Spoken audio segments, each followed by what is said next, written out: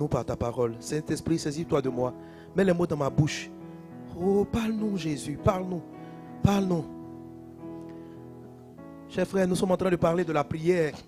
Nous continuons notre sujet sur la prière. Demande au Seigneur de t'apprendre à prier.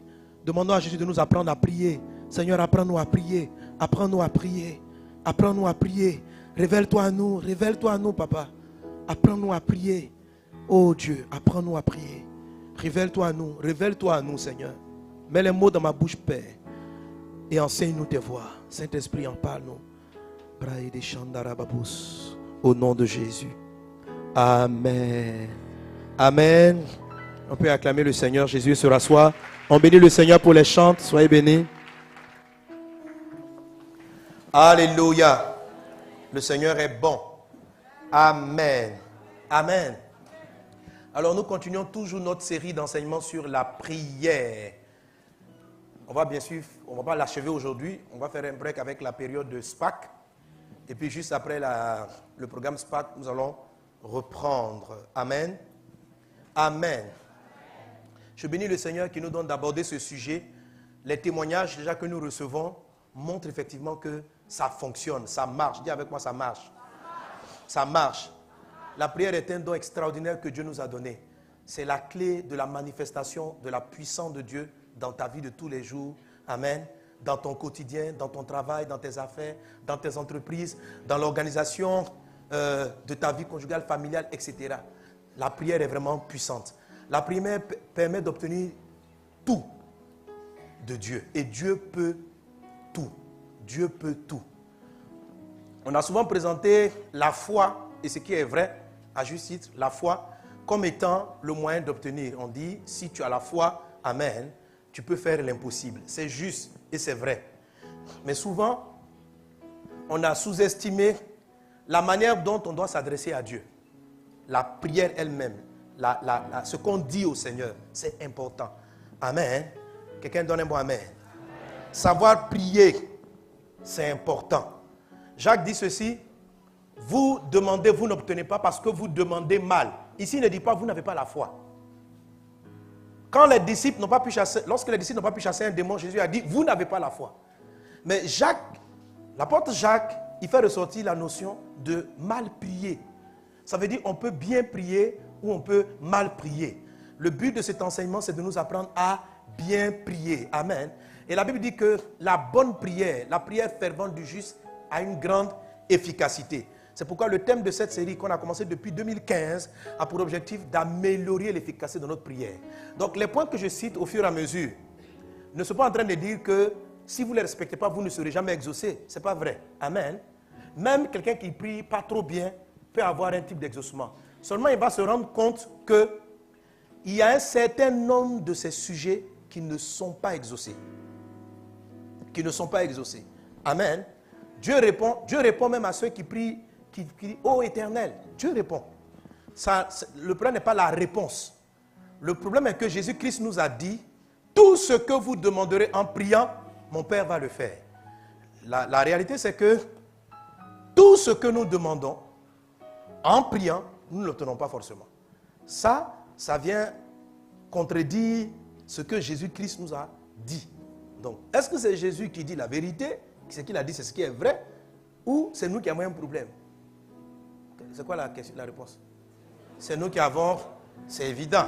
Amen. Amen. Alors, si nous avons un problème, il faut apprendre à corriger. Le plus souvent, on va travailler sur le développement de la foi, ce qui est très bien. Mais il faut aussi apprendre à prier. Les disciples qui ont remarqué cela sont venus dire à Jésus, apprends-nous à prier. Et c'est impressionnant. Ils ont dit à Jésus, enseigne-nous la prière. On n'a jamais vu les disciples demander à Jésus, enseigne-nous à prêcher. On n'a pas vu les disciples demander à Jésus, enseigne-nous à travailler. La seule fois qu'ils ont demandé à Jésus vraiment un enseignement, c'était de leur apprendre la prière. La prière. Parce qu'ils avaient compris que la puissance des prédications de Jésus ne venait pas parce qu'il était parti d'une école de prédicateurs. Sa puissance dans la prédication venait de sa vie de prière. Amen. Ils ont compris, ils n'ont pas dit apprends-nous à faire les miracles. Ils ont compris que les miracles qui se produisaient étaient les résultats de sa vie de prière. Donc, la sagesse avec laquelle, on n'a pas dit à Jésus, apprends-nous à être sage. Ils ont compris ils ont fini par découvrir que la sagesse avec laquelle Jésus-Christ évoluait était un résultat de sa prière. C'est pourquoi dans tous les enseignements qu'on peut demander, non pas dire enseigne-nous à prêcher, enseigne-nous l'adoration, non. Enseigne-nous à prier. Parce que si on a compris ce que tu dis à Dieu et ce que Dieu te dit dans la prière, si on arrive à développer le même système, tout est acquis. Jésus leur avait dit ceci une fois, il dit ceci: tout ce que je fais, c'est parce que je vois mon Père le faire. Mais à quel moment Jésus voyait le Père? Ils ont compris que Jésus rencontrait le Père dans la prière. Donc, quand tu vois Jésus marcher de telle ou telle façon, c'est parce que dans la prière, il a vu cela. Quand tu vois Jésus prêcher d'une manière, c'est parce qu'il a appris ça dans la prière. Ils ont compris que la prière permet de voir Dieu agir. La prière permet de voir, par exemple, comment Dieu fait la couture. Je vous ai souvent dit qu'il y a la couture au ciel. Amen. Il faut spiritualiser la parole de Dieu. Mais il faut savoir que le but de la prière, c'est d'amener les réalités célestes à être manifestes sur la terre. Que ta volonté soit faite sur la terre, comme elle est faite au ciel. Quelqu'un est-il avec moi? Celui qui prie correctement sera meilleur, sera un extraordinaire couturier. Celui qui est un chanteur, qui sait prier, va amener des mélodies qui viennent du ciel. Amen. Parce que la louange qui s'y passe est la louange selon la volonté de Dieu. La louange et les musiques qui sont sur la terre ne sont pas toujours selon la volonté de Dieu. Alors quand nous disons que ta volonté soit faite sur la terre comme elle est faite au ciel, on a dit qu'on chante sur la terre comme les gens chantent au ciel pour toi. La prière vous conduit, pour tous ceux qui veulent adorer, vous conduit à accéder au ciel et entendre les mélodies célestes, à voir Dieu agir. Jésus dit: tout ce que vous m'avez vu faire.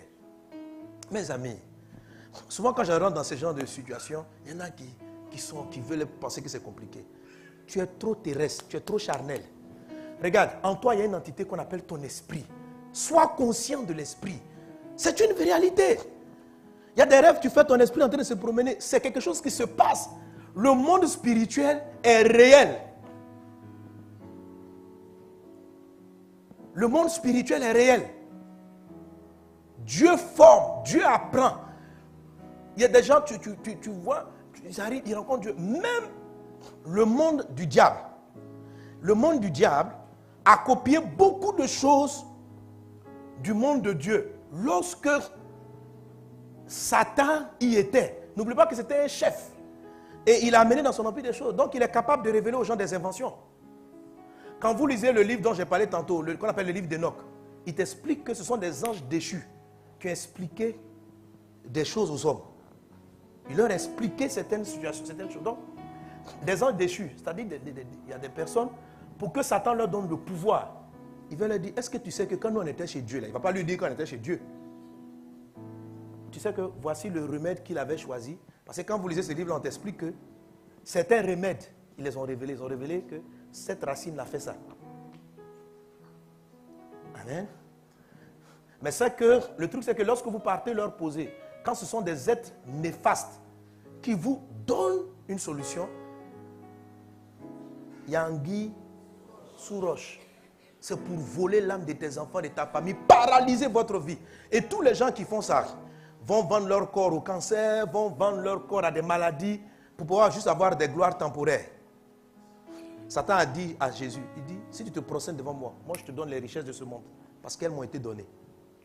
Donc, Satan connaît beaucoup de choses. Mais c'est dommage que les chrétiens ne comprennent pas. Écoutez, j'ai souvent écouté les grands artistes et les grands architectes. Si tu écoutes quelqu'un comme Bob Marley, ou bien ils te disent que les mélodies, là, ils les entendent lorsqu'ils sont dans un environnement. Mais le truc, c'est qu'ils ne sont pas connectés avec le ciel de Dieu. Et ils amènent sur la terre des mélodies qui font danser des gens sur 50 ans. Vous n'êtes pas fatigué.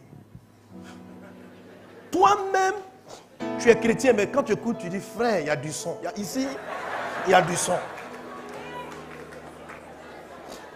Maintenant, nous on prie Dieu, mais on ne va pas au ciel chercher la musique. Donc on a des musiques qui, même les païens même trouvent, c'est-à-dire les gens trouvent, c'est pas extraordinaire. Parce qu'on ne prie pas. On ne prie pas. Des gens sont des inventeurs, des couturiers, je ne sais pas pourquoi je suis sur les couturiers, bon, soyez bénis les couturiers, des planteurs, vous allez faire toujours tout ce que le monde a toujours fait. Comme si votre Père n'était pas au ciel et qui n'était pas l'inventeur de tout. Satan, pendant son séjour au ciel, a tout copié. Il n'a pas tout copié, il a copié une partie. C'est cette partie-là qui émerveille le monde. Quand les gens sont là, hey, iPad. Mais le gars qui a fait iPad, il ne croit pas en Jésus. Et quand tu lui demandes, si tu lis les livres de Steve Jobs, il va te dire qu'il rentre dans une dimension et que ce sont des inventions qu'il voit. C'est comme s'il arrive à percevoir des choses qui ne sont pas arrivées. Ça, c'est dans le monde du diable. Ce que tu vois là, ce n'est pas Dieu qui lui a parlé. Si Dieu lui parlait, il a dit convertis-toi. Mais il vous amène et tout le monde à être corrompu, à courir après ce genre de choses. Et après mettre leur système financier, on vous amène des images impures. Nous ne prions pas, frère. Et quand nous prions, c'est pour des choses banales, très terre. Dans ma voiture, dans ma maison. Est-ce que tu sais ce que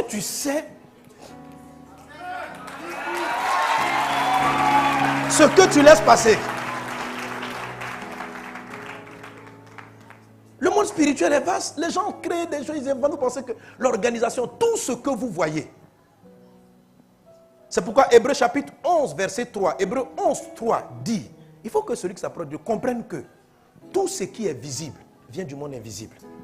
Tout ce que tu vois, ça vient du monde invisible. Mais il n'a pas dit de quel invisible. Il y a l'invisible négatif, il y a l'invisible de Dieu. Et c'est dommage. Et puis il dit ben, les enfants de ce monde-là, les païens, eux, ils ne se gênent pas à aller prendre l'invisible du diable pour venir corrompre et vendre aux choses. Tandis que les chrétiens sont là, dans une attitude, ils sont là, ils vivent seulement. Et ils s'attachent à des trucs qui vont des affaires passagères, des trucs qui ne vont même pas changer leur vie. Tout ce que voilà, je veux une petite promotion seulement. Mais tu peux changer le monde. Tu as accès au ciel. Tu as accès à Dieu. Il peut faire mieux que te donner une place de directeur. Comment faire quoi? Tu vas faire quoi? Le monde a connu trop de directeurs, frère. Ils n'ont rien changé. Directeur, on t'a mis directeur de ta boîte. Et puis quoi? Qu'est-ce que tu apportes à l'humanité? Qu'est-ce que tu apportes de plus? Et chacun d'entre nous, s'il se connecte véritablement dans la vraie prière dont je suis en train de vous parler, par rapport à son domaine d'appel, il va entendre des choses. Quand tu vas arriver, je dis, tu arrives dans un colloque et puis tu fais la présentation de ta nouvelle création. Je dis, voilà comment on fait, voilà. Les gens seront assis. Ils vont comprendre que Satan était un copieur. On dit non. Il y a les inventions qui viennent de ceux qui appellent Jésus. Et il y a les inventions de ceux qui sont bouddhistes, magiciens. Il y a une différence entre les deux. Et ils vont se tourner vers Christ. Que les hommes voient vos bonnes œuvres et qu'ils glorifient votre Père qui est où? Dans le ciel. Qu'ils voient. Comment vous voulez qu'il glorifie Dieu s'il ne voit rien? Si on est là, juste on parle seulement, on parle. Mon Dieu règne, il règne. On dit oui, il règne comment? Frère, on déclare. Mon ami, on veut voir.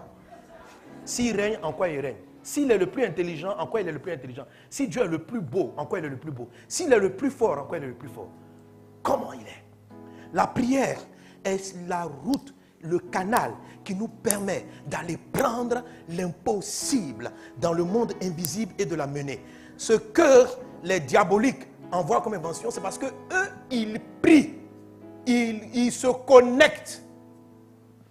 Et ils n'ont pas peur de se connecter. Ils se connectent à des degrés et ils font descendre sur la terre des choses pour détruire l'humanité, des choses pour asservir les hommes, des choses pour créer davantage de misère, en tout cas pour que le diable accomplisse son plan. Et Satan va nous faire tout pour ne pas que nous connections. Il va tout faire pour ne pas que tu pries. Parce que c'est que si tu pries réellement, pas que tu passes forcément de langue. Il y en a qui font des langues, ils font 4 heures, mais ils ne prient pas, ils prient mal. L'enseignement dont je parle est spirituel. La Bible dit, il faut que tu comprennes que Dieu est un esprit.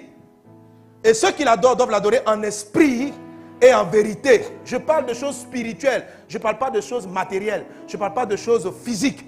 Parce qu'elles sont petites. Les choses spirituelles sont plus vastes. Elles sont plus grandes. Et les choses physiques sont des rejetons. Cherchez premièrement le royaume de Dieu et toutes ces choses vous seront données par-dessus tout. C'est-à-dire, on va te donner ça, mais c'est la cerise, quoi, sur le gâteau.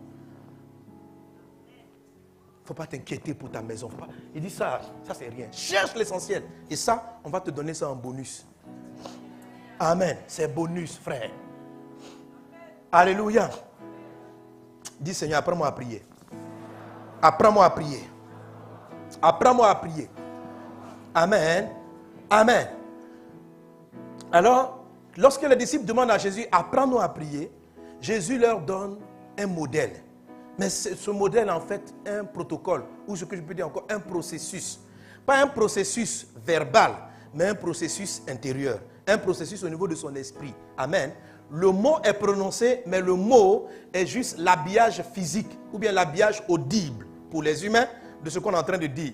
Si je dis ces mots sans que ma pensée ne soit là-dedans, ces mots-là seront vains. Un peu comme quelqu'un qui vient, qui te dit bonjour sans le penser. Il te dit, quand on dit bonjour, ça veut dire bonne journée. Mais dans son cœur, il ne souhaite pas que tu aies une bonne journée. La Bible dit, ce qu'il est en train de dire est vain. C'est pourquoi il dit, ne soyez pas comme les païens qui multiplient de vaines paroles. Ça veut dire des paroles sans sens, sans pensée. Ce qui fait que, quand je vais dire à Dieu, merci pour la maison, ce qui va donner un sens au mot maison, c'est la pensée qui accompagne le mot. Sans quoi, le mot lui-même est vain.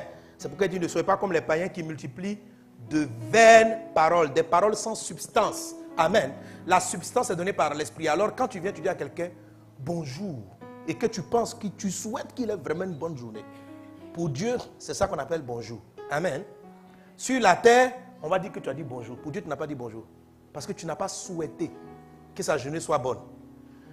Le vrai bonjour, selon Dieu, c'est celui-là qui vient, qui dit, qui déclare sur sa journée, quand il te salue, il souhaite vraiment. Donc, le mot est aligné avec sa pensée. Que ta journée soit excellente, qu'elle soit bonne, que tout ce soit favorable. C'est ça qu'on traduit par bonjour. Alors, la prière, ce n'est pas d'abord donc un ensemble de verbiage de mots. C'est d'abord la pensée qu'on doit contrôler. Amen. Et la mener dans les phrases ou dans les mots que nous allons prononcer. Amen. C'est ça qui rend les prières efficaces. Dis avec moi, Seigneur, apprends-moi à prier. Apprends-moi à prier. Amen. Amen. Aujourd'hui, amen, je rappelle que nous sommes dans la grande 4e clé de la prière efficace. Je ne sais plus si c'est 4e ou 5e. La grande 5e clé de la prière efficace, amen, de suivre le protocole de la prière du Notre Père. Amen. Donc, dans le protocole de la prière du Notre Père, il y a plusieurs étapes. On est à la 5e clé seulement. Il y a plusieurs étapes. Toutes les étapes ne sont pas les clés d'ensemble. Les clés que je touche aujourd'hui est une sous-clé. Amen. De suivre le protocole ou le processus de la prière du Notre Père. On a traité déjà Notre Père. Amen. C'est un élément important. On l'a développé. Alléluia. Deuxième chose, qui est aux cieux. Amen. On a développé cela. Après, il dit quoi? Vous connaissez pas la prière aussi? Vous aussi? Au moins, il faut connaître ça par cœur. Pardon. Il faut apprendre ça. On va gagner du temps. Amen. Parce que quand tu vas aller sur, tu as dit, où est le verset? Tu as dit sur le protocole, frère. Voilà. Notre Père qui est, que ton nom soit sanctifié. Amen. Que ton nom soit sanctifié. Ça, c'est important. Mais ce point-là, je l'ai déjà traité à la 4e clé. Quand j'ai dit ceci, priez au nom de Jésus. Et dans ce chapitre, j'ai dit, pour prier au nom de Jésus, ta prière sera davantage efficace, plus tu vas révérer le nom de Jésus. C'est ce que la phrase dit. Que ton nom soit sanctifié, ça veut dire que ton nom soit élevé, que ton nom soit révéré. Amen. Donc, quand Jésus donne la prière de notre Père, la partie que ton nom soit sanctifié, il est en train de parler de faire tout ce que tu vas faire au nom de Jésus. Amen. Amen. Donc, que ton nom soit sanctifié, ça parle du chapitre précédent, le 4, la grandeur du nom de Jésus, se cacher dans le nom de Jésus. Tout ce que j'ai abordé, c'est ce qui est là. Donc, on ne va pas revenir sur ce point. Que ton nom soit sanctifié. Après quoi? Que ton règne vienne. Ça, c'est un point très important. En fait, tout est important dans le protocole. Amen. Et puis, que ton règne vienne, que ta soit faite, où ça? Sur la terre, comme elle est faite au ciel. voici le quatrième élément du protocole, c'est-à-dire le quatrième élément du processus dans la prière de notre Père, ce à quoi notre esprit doit s'aligner. En fait, on peut le subdiviser en deux. En fait, c'est 2 points. Il n'y a que ton règne vienne, qui est quatrième. Cinquième, que ta volonté soit faite sur la terre comme au ciel. Je vais combiner ces deux-là pour faire seulement le point 4. Amen. Ça va nous donner de gagner du temps et puis, voilà, d'être plus efficace. Amen. Donc, je vais combiner le que ton règne vienne et que ta volonté soit faite sur la terre comme au ciel. Mais dans mon développement, vous allez pouvoir arriver à faire la différence avec qu'est-ce que Jésus attend de nous dans notre pensée lorsque nous disons que ton règne vienne. Qu'est-ce que Jésus attend de mes pensées? Comment ma prière devient efficace quand je prie en déclarant ou en pensant que ton règne vienne? Comment ma prière devient plus efficace quand je pense que ta volonté soit faite sur la terre comme elle est faite dans les cieux? Amen. Pour bien comprendre cette partie de la prière dite de notre Père, il me faut aller à la partie qui va suivre. Amen. Donc que ton règne vienne, que ta volonté soit faite sur la terre comme au ciel. Et puis après quoi? Donne-nous aujourd'hui notre pain quotidien. Amen. Je vais vous faire remarquer l'ordre des demandes. La première partie, notre Père qui est aux cieux, on a loué Dieu, on s'est connecté à lui en esprit. On l'a vu au ciel, on l'a vu au-dessus de tout. Et puis, avant de demander, donne-nous notre pain quotidien. En fait, donne-nous notre pain quotidien, que je traiterai la prochaine fois en détail. C'est la partie de la prière qui concerne tous nos besoins. Amen. Ton pain quotidien, ça peut être ton mariage. Ton pain quotidien, ça peut être le travail que tu veux. Ton pain quotidien, ça peut être l'argent dont tu as besoin. Amen. Ton pain quotidien, ça peut être le voyage dont tu as besoin pour répondre à un besoin. Quelqu'un est-il avec moi? Donc, dans la partie de la prière, donne-moi mon pain quotidien, cette partie-là seulement est la partie où vous exprimez à Dieu, vous exposez à Dieu dans la prière votre besoin. Amen. Amen. Remarquez que la façon d'abord dont Dieu ordonne les choses, Jésus ordonne les choses. Il dit, ne demande pas d'abord, quand tu rentres en prière, ne commence pas par dire, je veux l'argent. Amen. Bon, parmi nous, qui a un pain quotidien? Donne-nous aujourd'hui notre pain quotidien. Est-ce que ton pain quotidien, c'est une maison? Qui veut une maison? Frère, il y a l'onction. Profitez. Max, demandez. Tu veux louer ou tu veux être propriétaire? Mais parle bien, tu parles. Propriétaire. Bon, d'accord. Qui a pour pain quotidien une voiture? Qui veut une voiture? Location ou propriétaire? Voiture neuve ou occasion? Tu veux devenir propriétaire? Amen. Tout ça, c'est le pain quotidien. Amen. Qui dans son pain quotidien veut voyager?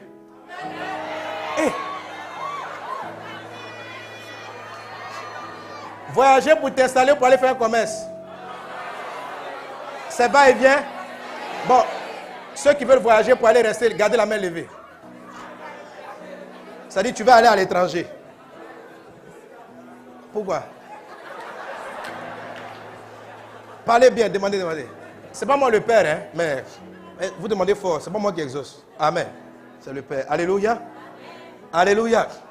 Tu veux voyager, tu veux te marier, tout ça c'est le pain quotidien. Hein? C'est dans l'ensemble du pain quotidien. Mais Jésus te dit, quand tu pries,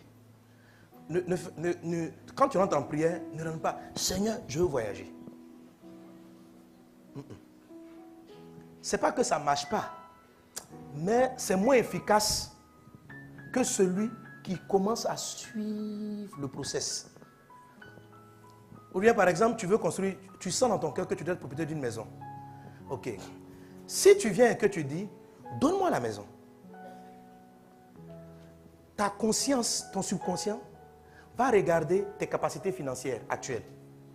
Va regarder tes moyens financiers. Va regarder autour de toi, est-ce que tu as un parent qui peut t'aider à acheter la maison? Et quand ton esprit va faire le constat de l'impossibilité, il est fort probable que tu n'aies même pas le courage de dire à Dieu, donne-moi une maison. Quelqu'un est avec moi? Donc, si je rentre en prière et que je exprime mon premier besoin à Dieu, la probabilité que mon doute soit élevé, ma probabilité que j'ai du doute est très élevée. Je vais avoir peur, je vais paniquer. Or, quand on panique, on s'enfonce. On est ensemble? Amen. Tu veux t'inscrire dans une école, 3 millions l'inscription, toi tu n'as que 50 000 francs. Ok. Quand tu penses à l'école, tu veux dire, je veux aller à l'école. Mais quand tu regardes, derrière toi, à gauche, à droite, tu regardes ton salaire, tu vois le prix, tu dis, soyons sages. Donc, tu es d'abord sage avant de venir dans la prière. Et quand tu viens, tu pries, déjà, tu ne parles plus à Dieu, tu n'exprimes pas à Dieu ce que tu veux. Tu lui exprimes ce que tu penses qui est bon pour le moment. C'est-à-dire, déjà, tu dis à Dieu, je vais être humble, hein. Il ne faut pas être orgueilleux. Ce n'est pas de l'orgueil. C'est pourquoi il dit, quand tu commences, faut te souvenir que c'est ton papa. Tu sais, si Dieu était ton directeur, même si ton directeur est milliardaire, tu aurais du scrupule à lui demander de t'acheter une voiture. Amen. Si ton fils, c'est l'homme le plus riche d'Afrique, comment il s'appelle Dangote là. Si tu es son fils, est-ce que tu sais que tu seras à l'aise à lui dire, papa, achète-moi une maison? Mais si c'est quelqu'un que tu connais au bureau, tu ne vas pas lui demander. Donc en fait, celui à qui tu t'adresses influence plus ou moins ce que tu te sens capable de demander. Vous êtes d'accord avec moi? Amen. Mais tout ça, c'est un travail dans l'esprit. La foi, c'est votre esprit. C'est pourquoi il dit, quand tu commences, il faut suivre le process. C'est-à-dire, souviens-toi et garde dans ton esprit que tu parles à ton papa. Donc, sois sans gêne. N'aie pas peur de dire, je vais à la maison. Parce qu'il y en a qui m'ont dit, je vais à la maison. Là, il va couper. Il dit, non, je vais louer. Mais, si ton papa était le chef de l'État, tu n'aurais pas eu de problème à lui demander, papa, prends-moi une maison. Pourquoi vous ne demandez pas à Dieu, je vais être propriétaire? Parce que profondément, il y a une voix à l'intérieur de vous qui dit, ce n'est pas possible pour le moi. Ça s'appelle le doute. Il y a une voix, vous allez dire qu'on se crée des scrupules. Mais si Dieu était le roi, je t'assure que tu n'aurais aucun scrupule à lui dire, je vais être propriétaire d'une maison. Les chrétiens restent dans la disette parce qu'ils ont peur de parler à leur papa. Est-ce que quelqu'un me suit? C'est-à-dire, nous-mêmes on se gêne, mais on se gêne par rapport à notre truc. Et puis on entend des messages qui nous disent, non, mais il faut être sage dans ta demande. Non. C'est ton papa. Sois pas sage, sois fou. Laisse-le te corriger si tu fais une erreur. Ok? Laisse ton enfant te dire, pendant qu'il a 13 ans, papa, je veux une voiture, je veux conduire. Puis tu lui dis, ce n'est pas à ton âge. Ça, c'est une relation entre père et fils. Il a besoin que tu lui parles comme tu veux pour qu'il puisse t'éduquer. Pas que tu crées trop de réserves par toi-même. Comment il va te former? Comment il va t'apprendre que, par exemple, aujourd'hui tu dis, je veux voyager. Donne-lui l'occasion de te dire que j'ai prévu ton voyage dans 5 ans. Et tu vas comprendre pourquoi est-ce qu'il décale ainsi. Alors ta vie même dans le présent aura un sens. Je ne sais pas si vous comprenez. Mais si tu n'exprimes pas parce que tu te donnes plein d'explications, mes amis, Dieu, c'est votre papa. Il faut lui parler. C'est-à-dire, même si ce que tu veux est de la folie, au moins laisse-le, il va t'expliquer que, en tant que ton père qui est chargé de ton éducation, ne te dit que c'est de la folie. Amen. Il y a un jour, les sont venus, il dit, bon, quand tu vas monter dans ton règne, moi je vais être à ta gauche, moi je vais être à ta droite. Alors, Jésus n'a pas dit, vous là, vous êtes fous. Vous parlez n'importe comment. Il a dit, non, ça ne vous est pas réservé, c'est réservé à ceux à qui ça a été donné. Au moins, on a une réponse, mais au moins, ils ont osé. Ça nous donne au moins un message. S'ils n'avaient pas demandé, comment on allait savoir? Attends, mais si tu te gênes avec Dieu, comment est-ce que tu peux apprendre? Il ne faut pas te gêner, c'est ton papa. Attends, tu vas aller vers qui? C'est quelle façon de dire à Dieu, nous nous confions en toi, je t'abandonne tout, sans que... Et puis on n'a pas le courage de lui parler honnêtement. On n'est pas vrai avec Dieu. On habille les choses, on arrange nous-mêmes, on essaye de rendre cela potable, convenable, avant de venir lui dire, bon, à mon niveau actuel, même mes finances actuelles, je ne peux être que locataire. Oh Dieu, donne-moi l'argent pour prendre une maison. Ça dit, je ne peux même pas imaginer qu'il va me donner ça. C'est déjà du doute. Que Dieu te délivre au nom de Jésus. Sois à l'aise avec ton papa. Laisse-le te chicoter si tu fais une erreur. C'est ton papa. Amen. Laisse-le te dire que ce que tu demandes n'est pas sage. Laisse-le te dire que au moins tu prends la leçon et tu pourras le dire à tes petits frères. Amen. C'est comme ça que Dieu nous éduque. Et c'est comme ça qu'on vit le meilleur de lui. Et si ça lui fait plaisir, il dit, je te donne ça maintenant. Quel est le problème? On connaît des parents à Abidjan ici qui ont donné à 17 ans des voitures, dernière classe à les enfants. Et puis l'enfant est dans la vie. C'est son papa, tu veux quoi? Tu te plains, dis, hey, le monsieur il gaspille l'argent. Mon frère, où est ton problème? Le monsieur il a l'argent, s'il donne à son enfant, où est ton problème? Dieu, tout lui appartient. Toi, il peut se lever et te rendre propriétaire d'une maison 13 pièces. Ouais, attends. Dis à un voisin, où est votre problème? C'est pour lui. Il fait ce qu'il veut. C'est pourquoi il y a des chrétiens, vous les voyez, ils profitent plus de la grâce de Dieu que vous. Toi, tu es là, toi seul, tu vis serré. Oh, ton papa est riche. Tu marches en direct, tu es un orphelin sur la terre. On dit, frère, il y a quoi? Tu sais, toi, moi, tu as des gens pour t'aider. Moi, je n'ai personne. C'est une injure à Dieu à qui tu as cru. Je n'ai personne. Lui, au moins, il est un papa qui est placé quelque part. C'est une injure à l'esprit.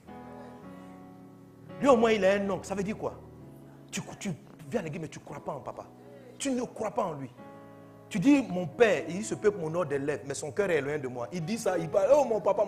Mais ils ne réalisent pas. Ils ne comprennent pas. Il faut comprendre. Il faut comprendre. Qui que tu sois, quel que soit ton niveau familial, tu peux demander à ton père, je veux continuer mes études à Harvard, quel que soit le montant. Tu vas voir si le Dieu n'est pas Dieu. Pourquoi toi-même tu te freines, toi-même tu te limites et puis tu viens. Maintenant, ce que tu demandes là, tellement il voit que tu doutes, il ne te donne pas, maintenant tu es fâché, tu es déprimé. Maintenant voilà, je n'ai même pas demandé beaucoup, loyer pour rentrer. Et petit loyer, je me laisse 100 000 francs. Non, Dieu c'est bon. Ton papa dit tu me fatigues. Mais c'est un enfant qui se gêne comme ça, son papa, c'est pas correct. Amen. Quelqu'un donne un bon amen. Dis à un voisin, sois détendu. Tu es avec ton papa. Tu es avec ton père. Dieu est ton papa. En tout cas, à condition que tu aies donné ta vie à Jésus.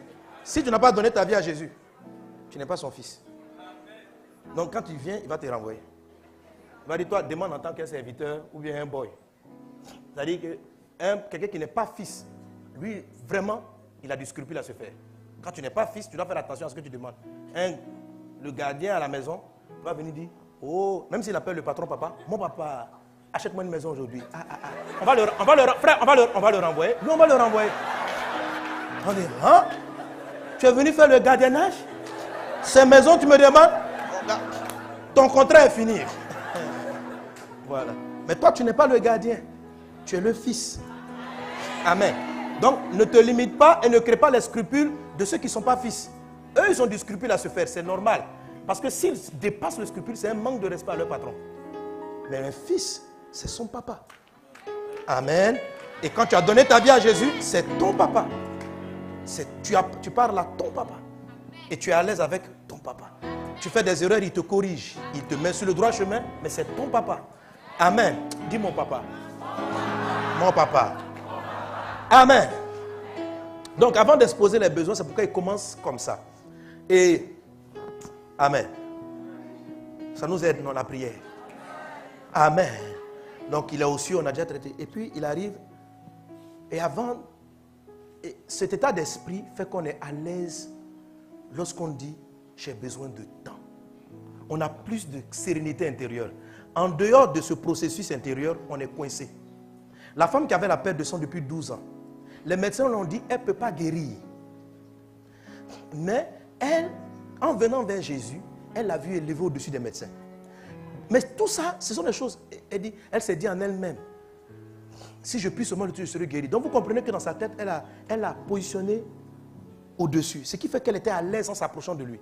C'est pareil. C'est un combat, c'est quelque chose qui se passe dans votre esprit.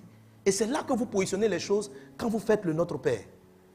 Pour arriver, amen, à maintenant présenter le besoin. Mais juste avant de présenter le besoin, il ne commence pas par dire, donne-moi mon pain quotidien. Il dit d'abord, que ton règne vienne. Amen. C'est bien de dire, papa qui est au ciel. Il ne faut pas dire, je veux voyager maintenant. Il faut suivre. Avant de dire tu veux voyager, avant de dire tu veux la maison, il dit de prier comme ça, de dire que ton règne vienne, que ta volonté soit faite. Qu'est-ce qu'il sous-entend? Qu'est-ce que Dieu veut? À quoi le Seigneur veut que tu penses? La première des choses, le que ton règne vienne, c'est de dire, c'est de mettre en priorité avant ton besoin, la manifestation du royaume de Dieu. Si vous lisez Matthieu 6, 9, où Jésus commence la prière du Notre Père, en fait, il faut lire tout le chapitre. Tout le chapitre de Matthieu 6 est un enseignement sur la prière. Tout le Matthieu 6. Amen. Amen.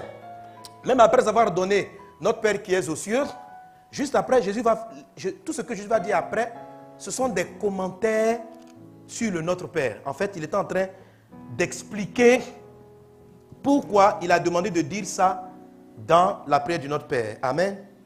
Amen.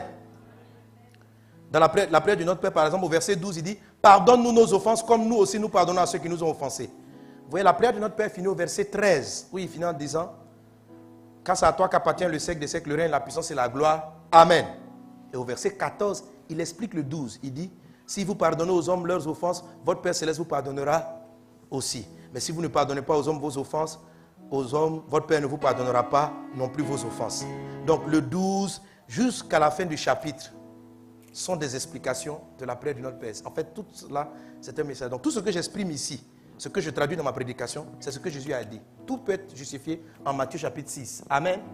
Amen. Donc il va revenir sur l'attitude. Ne soyez pas comme des hypocrites, ne faites pas les choses pour la forme, faites les choses pour le fond. C'est ce qu'il explique dans ce texte. Jusqu'à ce qu'il arrive, donc Jésus dans son commentaire de la prière du Notre Père, on arrive au verset 30-31 par là.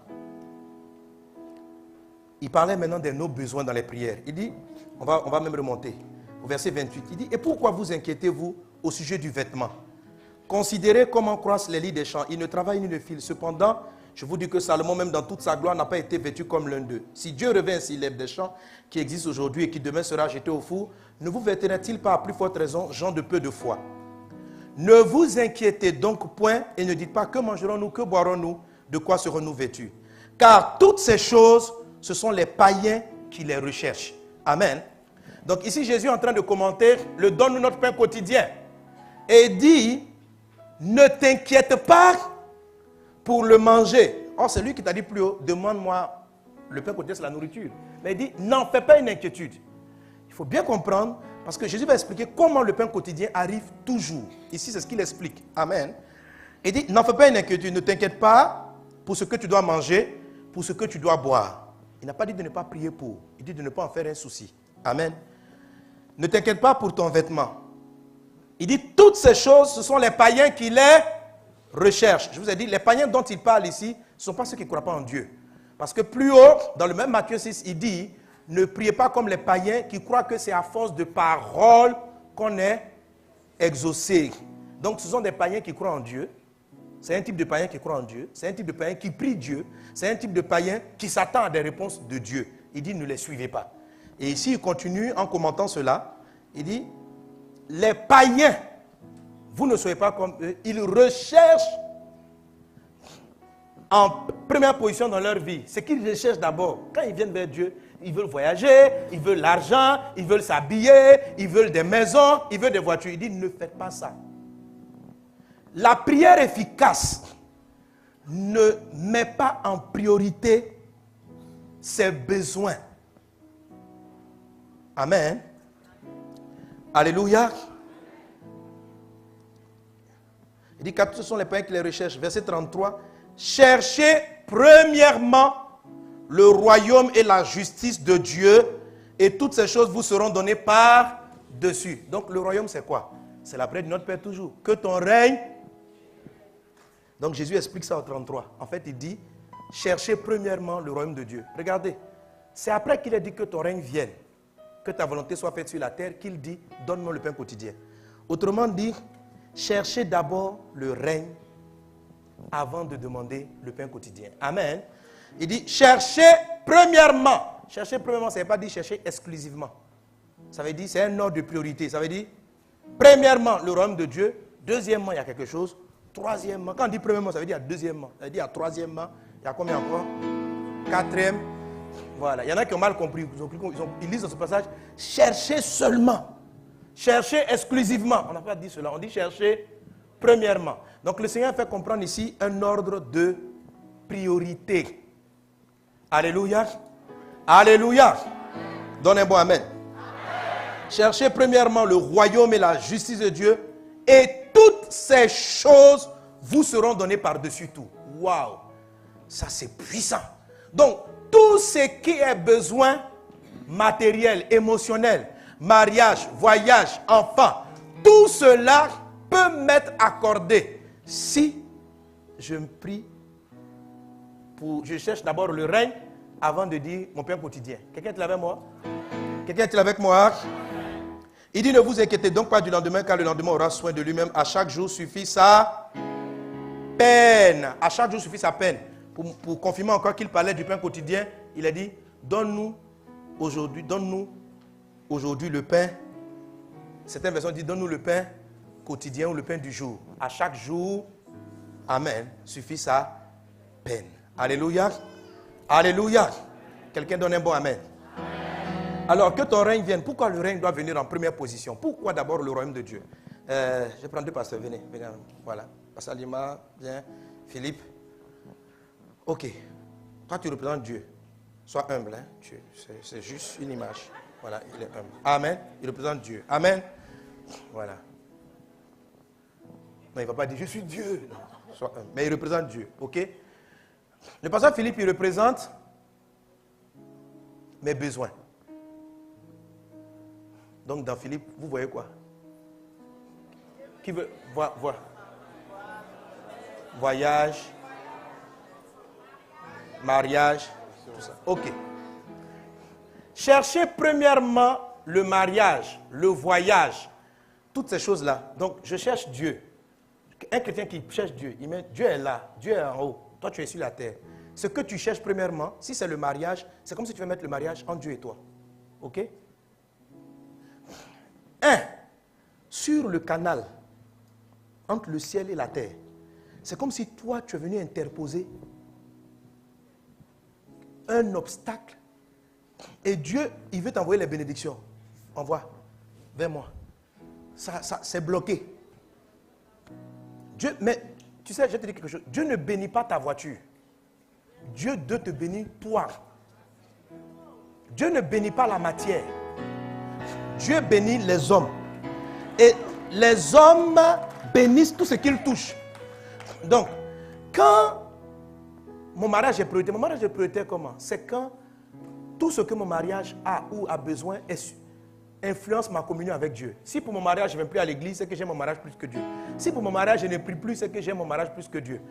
Si pour me marier, le monsieur dit, si tu ne couches pas avec moi, je ne te marie pas. Je préfère désobéir à Dieu, commettre impudicité pour pouvoir le marier. Ça veut dire que entre lui, le conseil de Dieu, et puis le conseil de celui qui veut me marier, je préfère écouter celui qui veut me marier. Donc j'aime mon projet de mariage plus que je n'aime Dieu. C'est là. Il y a beaucoup de gens, et la majorité des hommes aujourd'hui sur la terre ont ce problème. Nos challenges personnels, nos besoins viennent avant Dieu. Ce n'est pas qu'on n'aime pas Dieu, mais on l'aime deuxièmement. Premièrement, mariage. Deuxièmement, on dit chercher première. Amen. Ça, c'est une forme de désordre. Le règne de Dieu, amen, c'est de prendre ton mariage, ta maison, tout ce que tu veux, de le faire passer là. Et de te mettre ici. Amen. Tu es en communion avec Dieu. Et Dieu t'envoie sa vie. Et comme la vie descend en toi, parce que c'est toi qui es béni. C'est toi qu'on a appelé. On n'a pas appelé ta voiture. On ne t'a pas appelé ta maison. On t'a appelé, c'est pourquoi on t'a donné la maison. Donc il ne faut pas prendre l'histoire de la maison pour venir la mettre entre Dieu et toi. Parce que même Dieu, tout le texte de Matthieu, il explique que Dieu connaît nos besoins. Le problème, ce n'est pas le besoin. C'est où nous le mettons. Il dit les païens, ils ont l'erreur de courir après le besoin. Au lieu de comprendre que l'homme tire sa vie de Dieu. Donc, il ne doit pas avoir entre ta source et toi quelque chose qui vient faire obstacle. Donc, tu prends la vie qui vient de Dieu, tu es en communion avec Dieu, de sorte que tu puisses apporter la lumière et trouver la maison que Dieu a prévue, la grâce que Dieu a prévue. La faveur vient et tu peux l'amener là. Tes enfants et toutes sortes de choses. Ce que Dieu dit, ce n'est pas parce que lui, Dieu, il est égoïste et puis il veut prendre tout ton temps. Frère, c'est parce que tout homme est sorti de Dieu.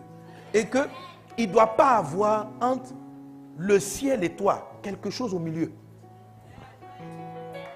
Ça va te bloquer. Si tu aimes l'argent plus que Dieu, tu auras des problèmes.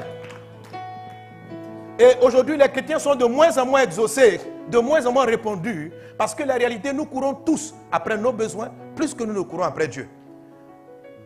Comment je sais que tu cours après le truc? Dès l'instant où tu as commencé à trouver du travail, tu ne fais plus l'œuvre que tu faisais pour le Seigneur. On va te dire, non, oh, je t'adore, je suis dans la louange, j'adore mon Dieu, j'adore mon Dieu.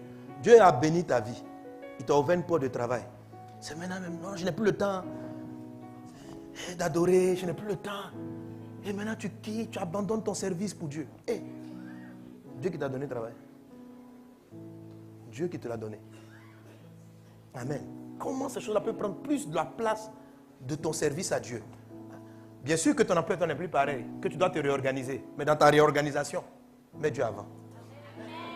Amen. Dans ta réorganisation, il ne faut pas l'exclure du programme.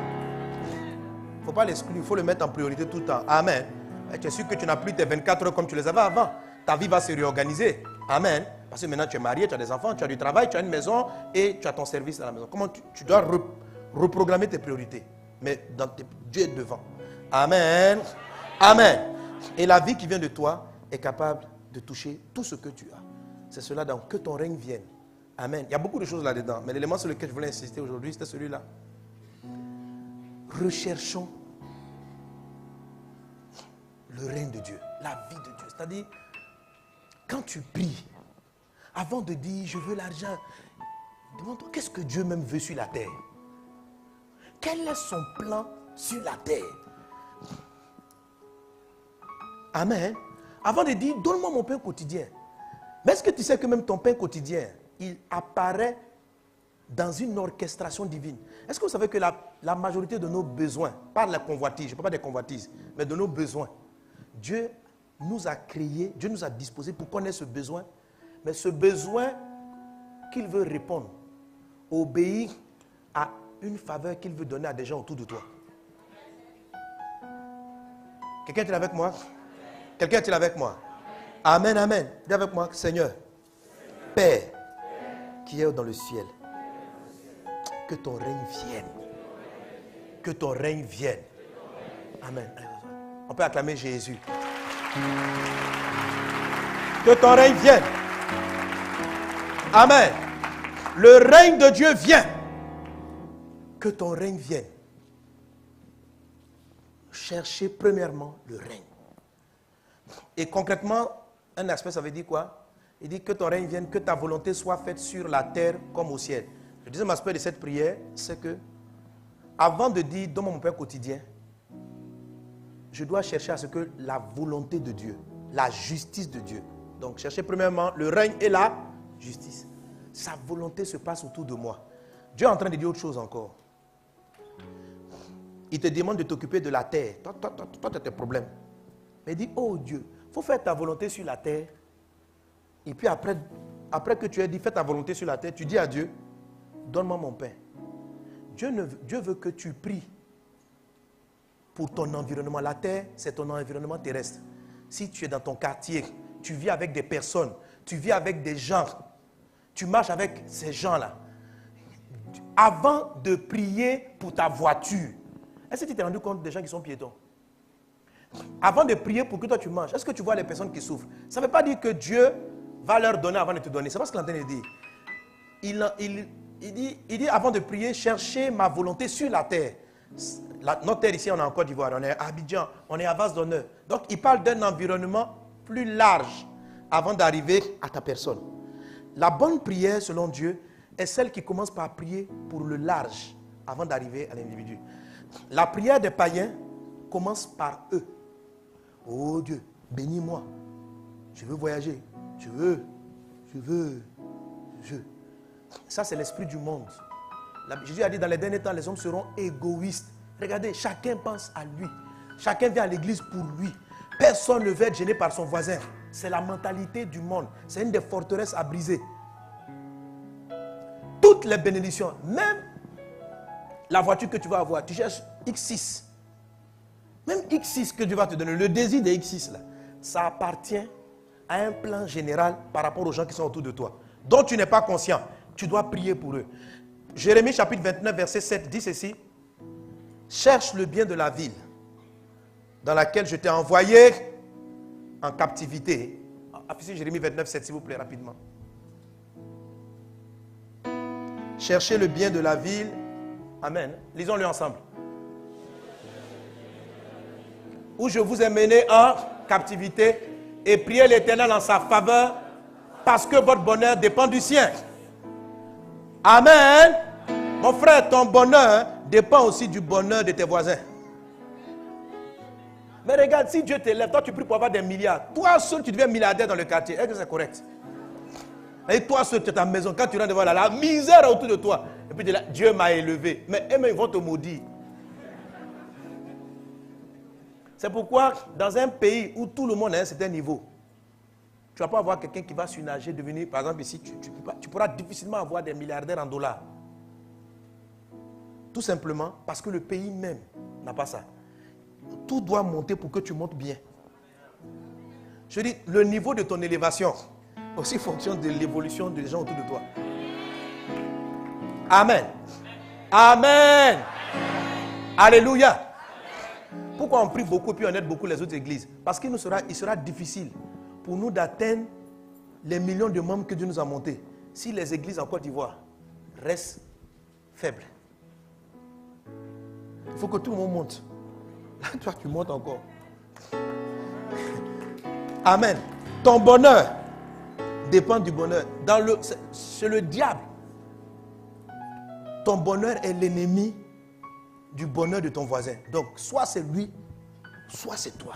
Et il doit mourir dans cette affaire. Frère, ça c'est le diable. C'est pas chez Dieu. Chez Dieu, frère, le voisin est béni. Ce que Jésus veut nous apprendre, c'est de ne pas nous soucier des autres. Lorsque Dieu visite Gédéon, regardez tous les héros de la foi. Dieu visite d'abord Moïse. Quand il parle au cœur de Moïse, Moïse est prince. Moïse est dans le luxe. Moïse mange bien. Son cœur bat pour les gens qui sont esclaves. C'est ce qui a fait que Dieu l'a choisi. Gédéon, Dieu arrive vers Gédéon. Vous pensez que Dieu chez Gédéon en vain? Il dit à Gédéon, vaillant héros. Il lui donne une parole qui s'adresse à lui. Lisez le texte. La réponse de Gédéon, je ne l'ai pas dit. Hein, je suis un champion. Ouais. Gédéon dit, si Dieu est avec nous, Dieu n'a pas dit qu'il était avec vous. Il dit, si Dieu est avec nous, pourquoi le peuple souffre? Regardez ce genre de raisonnement. On te dit que toi, tu es un bon gars. Et en même temps, tu dis, et ceux qui souffrent? L'exaucement de Dieu. Quand Dieu va te donner ta voiture, il va te faire voyager. Si tu veux, je suis en train de dire que ce n'est pas par hasard que tu te trouves dans un environnement donné. Toute chose concourt au bien. Si tu es né dans cette famille-là, c'est Dieu. Si tu t'apprêtes tu vas aller vivre aux États-Unis, mais est-ce que tu sais pourquoi tu es né en Côte d'Ivoire? Donc tu ne peux pas fermer les yeux et comprendre le sens de ta vie. Tu ne peux pas fermer les yeux sur ce qui est autour de toi et puis trouver ta route à toi. Ta route commence toujours à partir de ton point d'origine. Si tu es né dans une famille compliquée, ton histoire commence là. Et quand ton histoire commence là, ce que Dieu veut avant de dire, moi dans la vie je m'en sors, regarde-les. Et puis porte leur cœur, porte-leur. Seigneur, que ta justice, regarde, il y a l'injustice dans cette famille-là. Le papa, il frappe tout le monde. Il a même abusé de ses enfants. C'est une injustice. La volonté de Dieu qui est dans le ciel n'est pas faite. Que ta volonté soit faite dans cette ville-là. Ah, regarde, l'enfant là, il mange dans les poubelles. Est-ce que c'est la volonté de Dieu? Est-ce qu'au ciel, un enfant mange dans les poubelles? Je ne peux pas fermer les yeux à ça. Et puis, je vais voyager, je vais... Frère, est-ce que tu sais pourquoi tu vas te donner la porte du voyage? Il va t'élever pour que tu aides ces gens-là à sa sortie. Donc, si tu fermes tes yeux, pourquoi il va te donner? Parce qu'en fait, tu ne comprends pas que tout ce qu'il te donne a un objectif. Même si ça peut te faire plaisir, il pense au petit qui est là. Quand tu commences à prier, oh Dieu, regarde tous ceux qui ne vont pas à l'école. Souviens-toi d'eux. Donc, quelqu'un est malade. Par exemple, tu fais le Notre Père sur une maladie. C'est quoi? Notre Père qui est aux cieux. Papa est au ciel. Il est au-dessus de tout. Quels que soient les verdicts des médecins, je suis serein, mon papa peut me guérir. Amen. Ça, c'est papa Père qui est aux cieux. Je continue ma prière. Que ton règne vienne. Que ta volonté soit faite sur la terre. La terre, c'est quoi? Tout. Il y a beaucoup de malades qui sont à l'hôpital. C'est juste dans cette prière. Seigneur, souviens-toi de tous ceux qui souffrent. Si tu me donnes de souffrir, de sentir ce malaise, c'est pour me faire comprendre qu'en dehors de moi, les gens souffrent. Et je viens d'expérimenter, frère, un mal de tête. Je me demande comment les gens souffrent, supportent ce genre de souffrance. Oh Dieu, souviens-toi de tous ceux qui portent cette douleur. Dans ta miséricorde, guéris-les. Parce que toi, tu es sûr de ta guérison. Ton papa est au ciel. Ton papa n'est pas, il est plus grand que tous les médecins. Mais peut-être qu'il a laissé le diable te faire expérimenter pour que tu saches qu'il y a des gens qui souffrent comme toi. Et que quelqu'un élève la voix pour des gens qui ont traversé ta souffrance. Que ta volonté soit faite sur la terre. Et puis c'est après ça, là, tu viens dire, mon pain quotidien. Amen. Si tu inverses, ça marche. Si tu pries d'abord mon pain quotidien, mais ce n'est pas efficace à 100%. Celui qui cherche d'abord le royaume de Dieu, tout le reste lui est donné par-dessus tout. Il maximise les exaucements. Ceux qui prient comme ça, leur vie avance beaucoup plus vite. Tandis que les autres, Dieu va délayer, il va mettre un peu du retard, le temps de te faire comprendre que il va te guérir pour te donner un don de guérison pour que toi tu guérisses. Il va non seulement te guérir parce qu'il veut t'amener à comprendre que plus tard tu vas construire des hôpitaux et tu vas financer des hôpitaux pour que d'autres personnes évitent de souffrir ce que tu as souffert. Tu es en train de prier, sors-moi de là. En fait, il va te faire sortir, mais il a voulu que tu comprennes qu'il y a des gens qui ont vécu ton passé. Et que quand toi tu sortiras, aide-la à sortir. Donc déjà, avant qu'il te fasse sortir, pense à eux. Prie pour eux. Et quand tu vas dire, fais-moi sortir, tu sais pourquoi tu es sorti. Quelqu'un est-il avec moi? Acclame Jésus. Amen. Donnez-moi amen à Jésus. Que le nom du Seigneur soit béni. Amen. Dis avec moi, mon papa, qui est dans le ciel, que ton nom soit sanctifié. Que ton règne vienne. Que ta volonté soit faite sur la terre, dans mon pays, dans ma famille, autour de moi. Que ta volonté soit faite sur la terre comme au ciel. Donne-moi mon pain quotidien.